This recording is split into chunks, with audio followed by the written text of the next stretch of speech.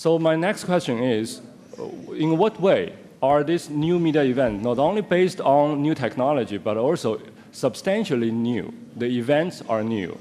That is what I call the live broadcasting of unofficial history in my paper. So the insufficiency of the 1992 proposal was actually well acknowledged even by Dayan and Katz themselves. 2 years ago, Katz wrote and Lips wrote a new article called No More Peace. This was about how disaster, terror, and war became a regular part of the media landscape today. And Dayan, in last year's new book, analyzing Beijing Olympics, was also talking about disenchantment, derailment, and disruption. So even the original proposal, the people who made the original proposal of media events are now revising their concept substantially. And Dayan is saying, today's new media events from the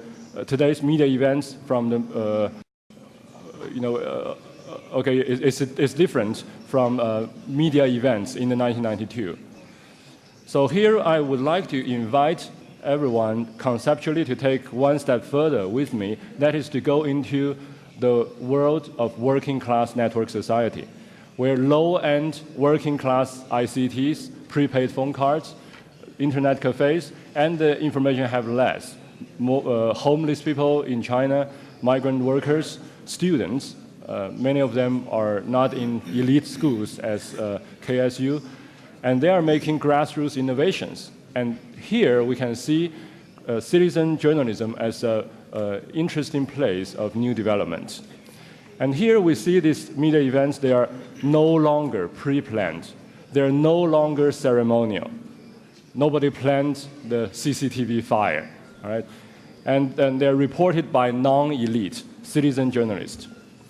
So the live broadcasting of unofficial history is a way to move away from the hegemonic media events of the 1992 sense about the history, a hegemonic history of a controlled media system, into a new media event about history in the lowercase, in everyday life, histories in the plural form, or even herstories. And what I'm doing here, I want to be humble, and I don't want to say I'm reinventing the genres, because the new media events, they are still very much in flux, and there's lots of lack of consolidation within different types. But let's just try to categorize them. Number one is, these are in the Chinese cyberspace, or mobile phone space.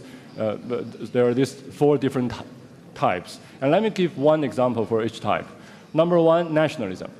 Okay, this was a protest organized online against the French supermarket chain Carrefour in China, because the Chinese Olympic torch relay was not well organized. There were chaos in Paris. So this was one way of using internet to organize things about nationalism. Violence. This was the Chinese version of the suicide bomber.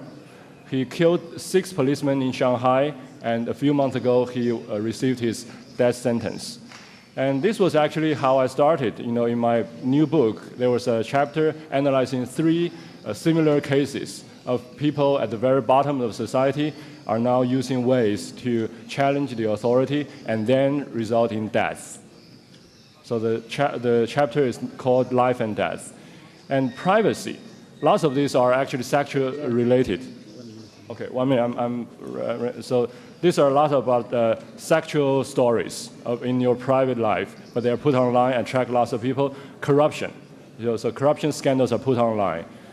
And so if we go back to the very idea of citizen journalism, China, and the global South, right? So this is only an indication of the different types of journalism practices and philosophy, and where do citizen journalism fit in. So authoritarian journalism, market-driven journalism, all right, is in China, after the authoritarian model, we now have very vibrant commercial media as well.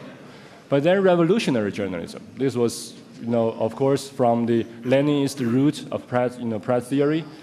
And journalism students in China still learn about the revolutionary concept. And then the developmental concept, which is particularly crucial for the global south.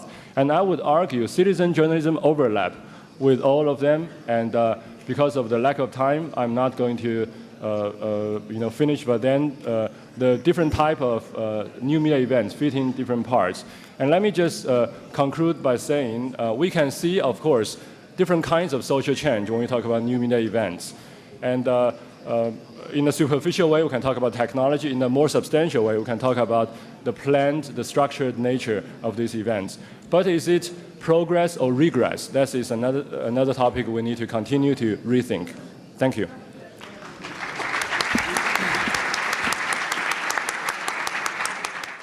هو الدكتور محمد بن علي السويد، عنوان بحثه استخدام كتاب الصحف للإنترنت وتأثيره على درجة اعتمادهم على المصادر الأخرى، وهو دراسة ميدانية على عينة من كتاب المقالات في الصحف السعودية. والباحث الدكتور محمد السويد حاصل على شهادة الدكتوراه في الإعلام في عام 1420، وكان عنوان دراسته التغريب الثقافي في الإعلان التجاري. يعمل حالياً أستاذاً مساعداً بقسم الإعلام في جامعة الإمام، وسبق له أن تعاون مع صحيفة الرياض لمدة عقدين، وعمل اختصاصياً إعلامياً في رعاية الشباب، وأصدرت الجامعة رسالته للدكتوراه في جزئين. أرجو منه أن يتحدث في موضوع بحثه في حدود 10 دقائق، فليتفضل. بسم الله الرحمن الرحيم. الحمد لله رب العالمين، والصلاة والسلام على أشرف الأنبياء والمرسلين نبينا محمد وعلى آله وصحبه أجمعين، وبعد. يتشرف الباحث بتقديم ملخص لأهم ملامح دراسته المعنونة استخدام كتاب الصحف للإنترنت وتأثيره على درجة اعتمادهم على المصادر الأخرى، دراسة ميدانية على عينة من كتاب المقالات في الصحف السعودية. هدف الدراسة: تحدد الهدف العام للدراسة في رصد مدى استفادة كتاب الزوايا والمقالات في الصحف السعودية من خدمات الإنترنت وموقعها ضمن المصادر المعلوماتية المختلفة التي يستعين بها الكاتب. وفي إطار هذا الهدف العام للدراسة تبلورت اهتماماتها العلمية في بعدين رئيسيين هما: